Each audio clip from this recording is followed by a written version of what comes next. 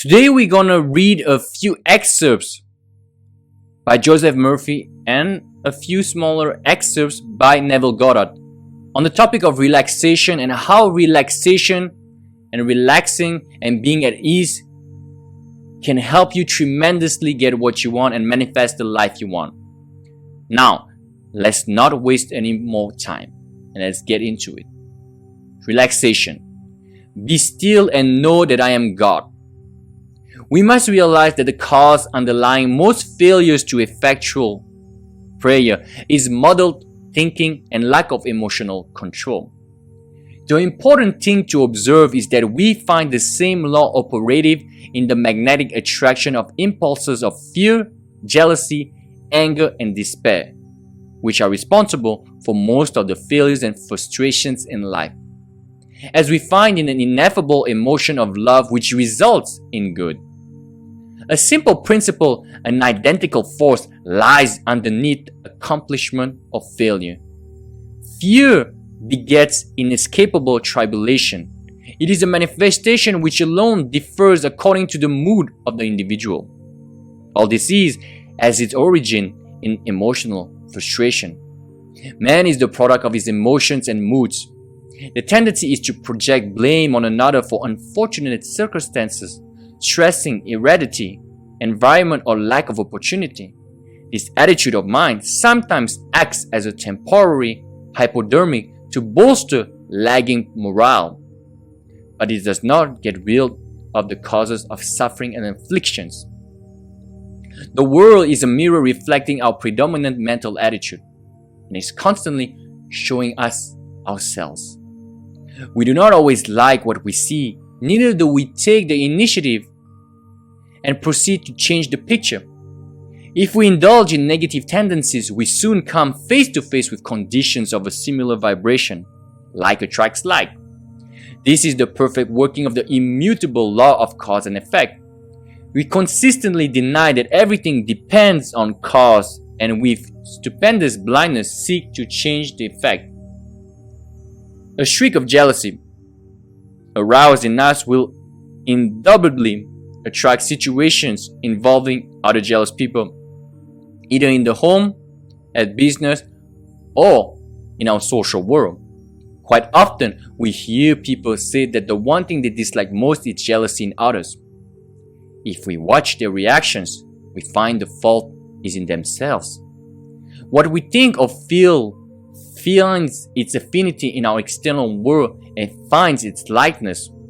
The lesson to be learned is we must take the beam out of our own eye by self-study and self-examination. Eventually, we shall not discern even the mote in our brother's eyes.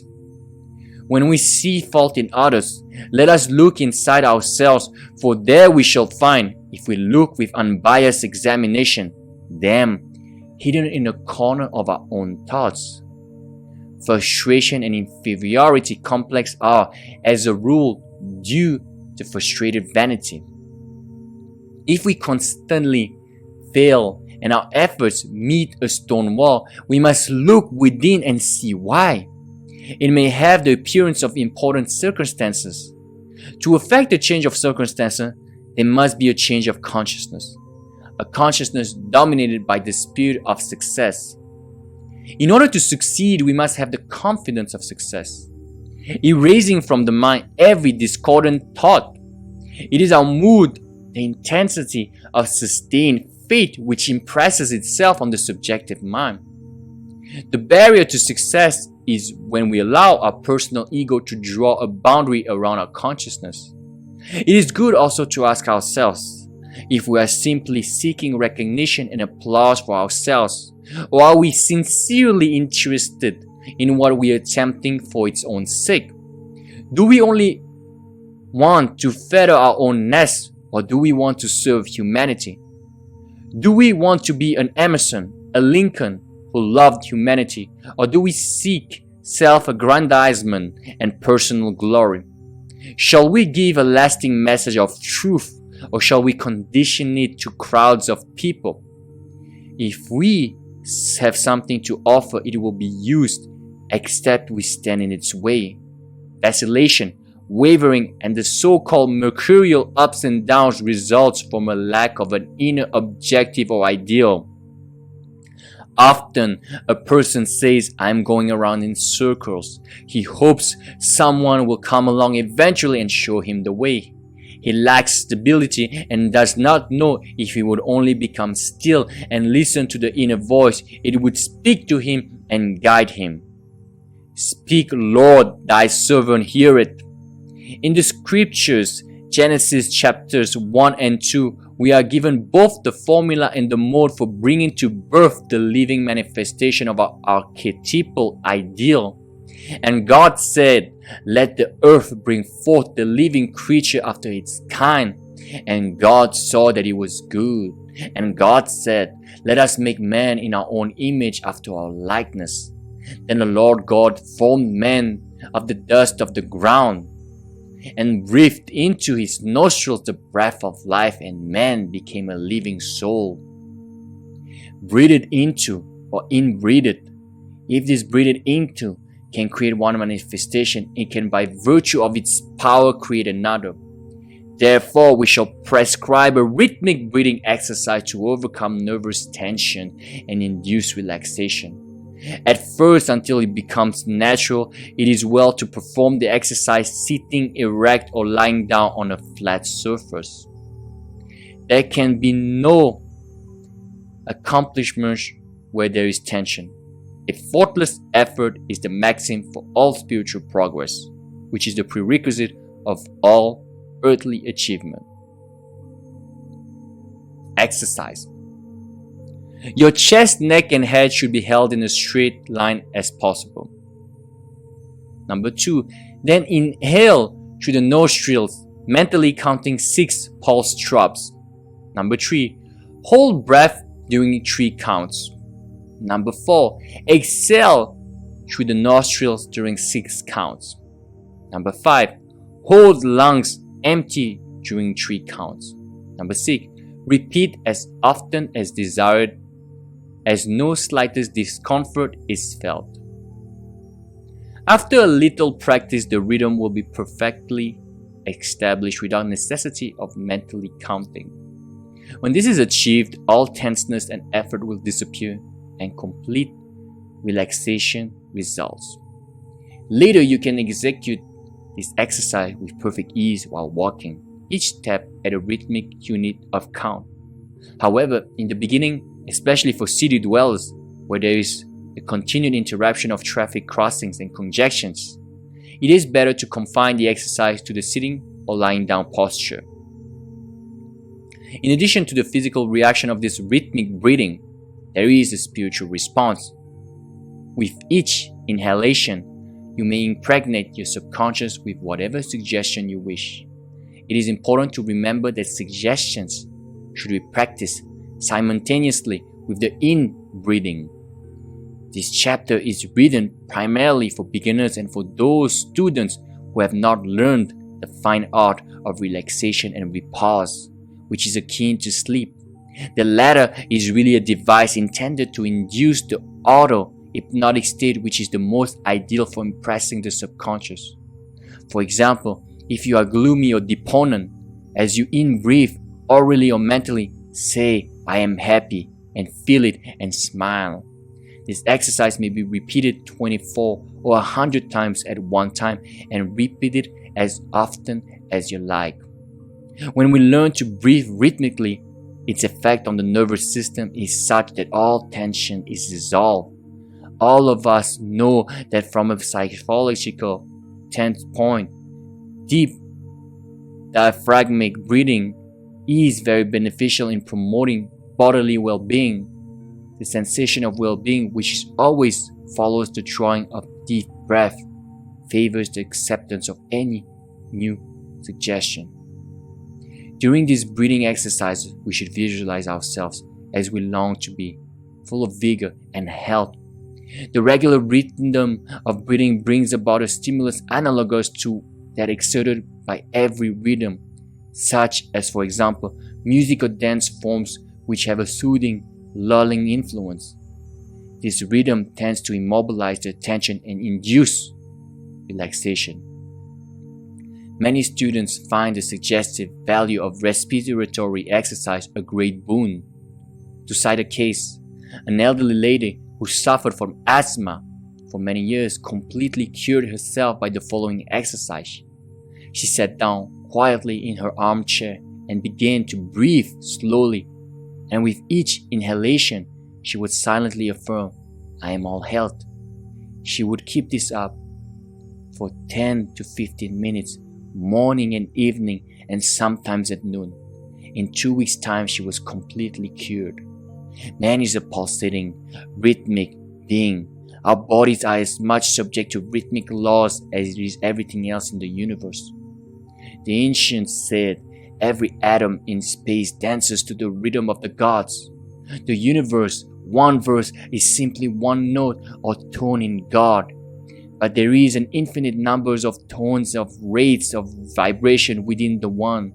Everything that we see is vibrating, and nothing is in absolute rest in nature. Only God or the Sphinx is motionless. Nature is the birth or activity of God, the one manifesting itself in countless ways. The moment forms appear in the world, they begin to change, and from them appear other forms, and so on ad infinitum. Forms are simply appearances, they come and go, and likewise the body of man is constantly changing. There is almost a complete change in the chemistry of the body in a matter of minutes. So much so that scarcely one atom or electron composing your body will be present a few months hence. All is vibration, and constant change pervades the universe. The beating of your heart follows a certain rhythm. So also does the ebb and flow of the tide. In breathing, therefore, it is important to get into the mental mood of rhythm, such as counting employed in music. For the individual who finds it difficult to relax and immobilize his attention, it is well to isolate himself in a room where there will be no disturbance. It is important that you get into a rhythm until you feel the vibration throughout your whole body. Now look at the blue light, preferably a reading lamp with a blue bulb, 30 or 50 watt, placed about 10 inches from the eyes. Look directly at the bulb. This has an auto-hypnotic influence and induces profound relaxation. When the eyes are tired out, close them, but do not go to sleep. Maintain conscious control of your thoughts. There must be no sense of strain, as immobilization of the attention must be carried out with the minimum of voluntary effort. Form a clear mental outline of your ideal, of what you desire, and then feel the reality of it. There must be one-pointedness of thought. Dwell on the fact that you are now who you are longing to be, or that you have that which you have longed to have. Dwell on the thought with confident expectancy.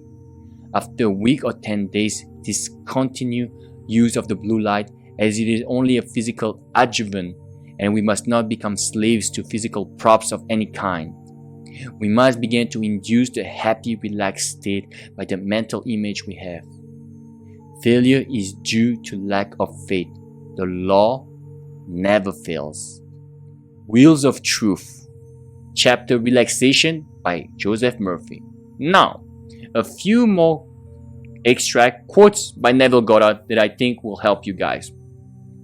People have a habit of slighting the importance of simple things, and the suggestion to create a state akin to sleep in order to aid you in assuming that which your reasons and your sense deny is one of the simple things you might slight. However, this simple formula for changing the future, which has been discovered by the ancient teachers and given to us in the Bible, can be proved by all. You change your future best when you are in control of your thoughts while in a state akin to sleep, for then effort is reduced to its minimum. Your attention seems to be completely relaxed, and then you must practice holding your attention with that feeling without using force and without using effort. Neville Goddard. A lot of what I just said might sound a bit counterproductive because we're talking about effortless effort and action, non-action. If I were to quote Lao Tzu and what I just said through the words of Neville Goddard. You must sustain your attention without using effort, yet effort is still needed, right? So how do we go about it? Well, it's simple. You have to relax. Simply put, no more nor less, you have to learn how to relax. And by relaxing, you are in a state akin to sleep, which means that as we follow the breathing exercises by Joseph Murphy, we can relax the mind. But there's many ways to relax the mind. Don't be caught up in just this exercise. Meditation is the one I use personally. Focusing, deep breathing, exercising even. There's many ways to feel at ease. I do agree with inertia. Being still and having a certain posture, lying down or sitting, is really one of the greatest ways physically to put yourself in a process of feeling more relaxed. And obviously meditation, in breathing and whatnot. What all those others and I are trying to say is, when you relax, when you shut down the senses, when your thoughts are the minimal, when you have this emptiness, quote unquote, and this peace of mind and this clarity, it is the best time to impress your mind. So when you impress your mind, it's not during the day when you're going about your activities and chores and whatnot, because your conscious mind is so active, you have little chance of impressing the subconscious mind properly, because your mind is all over the place. However, in the morning, maybe at noon, before sleep, you have a chance, especially before sleep, because this is when your conscious mind is shutting off and giving way to the subjective mind, aka also known as the subconscious mind. Subjective mind is the way Joseph Murphy likes to call it, but it's the same. So when you shut the senses, it is easy to impress the mind. And if you were to do anything else, you have to understand that relaxation is the key, because relaxation is the foundation onto which you build the house. And the foundation here is the relaxation part. The house is whatever you want to do with it, the techniques, the discipline, living in the end, etc., etc. But you have to understand that relaxation, and it's not talked about often enough, I think, because relaxation is like allowing as well. I will now add some of my thoughts as well.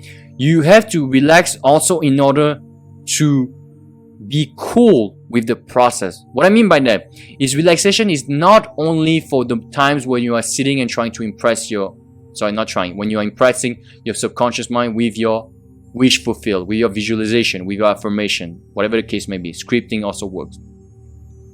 It's not only a few moments during your day, few moments at night, in the morning, and maybe at noon.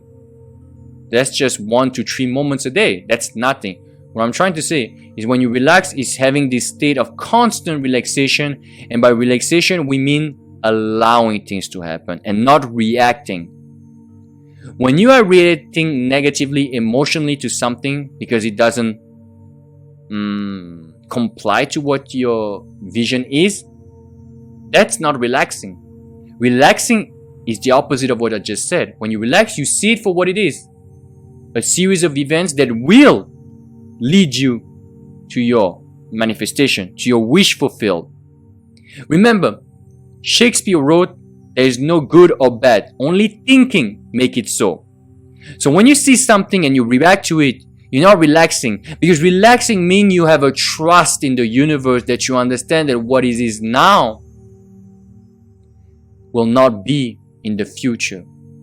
That you might think that right now it appears as something negative, but in hindsight, it might not be something on your bridge of events that will lead you to manifestation. Now, you don't need to speculate, because you have to believe that things are always working out to your benefit. Life is always working out perfectly for you. You have to believe in this. And once you believe in this, it's easier to understand and easier to relax. But you have to understand that relaxation is a prerequisite. As Joseph Murphy said, and I'm paraphrasing because I just forgot what he said exactly, but he said that the enemy of success is tension. You cannot achieve anything with tension. You have to relax your way into manifesting what you want to manifest. You have to relax your way into living in the end. You have to relax your way into not reacting negatively.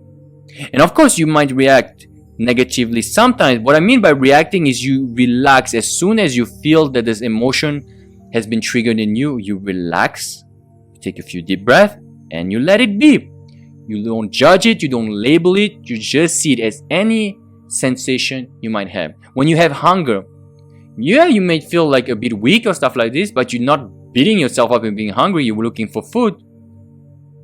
You just let it be, like hunger, like any kind of emotion that is not something that will make you go, oh my God, if I feel this way, I will not get what I want. Don't think about this. Just relax. The important thing to remember is always relax. And the more you relax, the better it will be. And the time when you need to relax, the time when you need to relax the most is when things are shaky. There are turbulences. That's the time where you are being put to the test. And that's the time when you can shine. Because when you know how to relax in those moments, relax and release tension, surrender and let go, then magic can happen. So remember, relaxation is the foundation, not only for those times when you need to be in the state akin to sleep to impress your subconscious mind, but also in between those moments when you need to stay calm, serene, peaceful, and have this relaxation enabled to quote-unquote cope with whatever life brings to you. And remember, things are always working out perfectly for you. Believe in that, and relaxation will be much easier. Thank you so much for listening, for watching. I'll see you very soon.